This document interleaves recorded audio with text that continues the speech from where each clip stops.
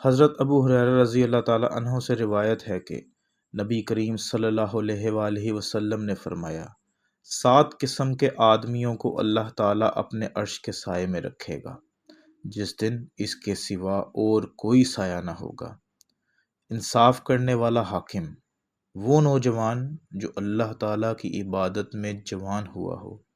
وہ شخص جس کا دل ہر وقت مسجد میں لگا رہے، 2 ایسے شخص جو اللہ تعالیٰ کے لیے محبت رکھتے ہیں، اس پر وہ جمع ہوئے اور اسی پر جدا ہوئے، ایسا شخص جسے کسی خوبصورت اور عزت دار عورت نے بلایا لیکن اس نے جواب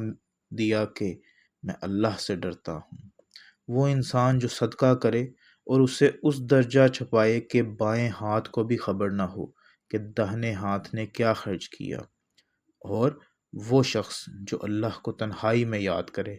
اور اس کی آنکھیں آنسوؤں سے بہنے لگ جائیں۔